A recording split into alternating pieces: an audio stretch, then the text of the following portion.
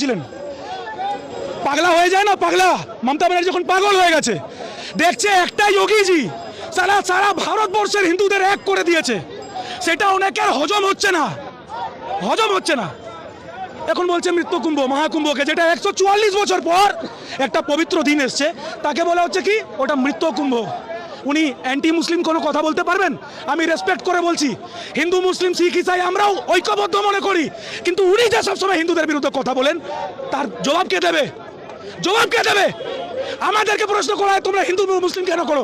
আমরা যদি হিন্দুর পক্ষে কথা বললেই আমরা মুসলিম বিরোধী নয়?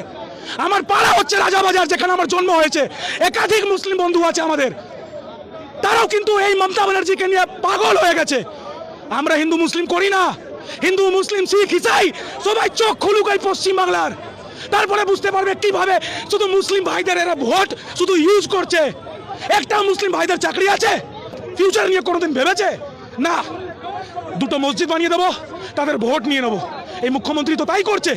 আর ইলেকশনের আগে হিন্দুদের বিরুদ্ধে দু চারটে কথা বলে দাও। মানুষ বোকা নাকি? পশ্চিম বাংলার মানুষ কি বোকা? আর থামানো যাবে না 26-এর লড়াই পশ্চিম বাংলার মানুষকে বলছি, এখনো যদি চোখ না খুলেন তাহলে সেকুলার হয়ে বসে যাবেন। আপনার মা মাসি গোষ্ঠীর ষষ্ঠী সবাইকে এই জেহাদিরা শেষ করে দেবে বলে গেলাম।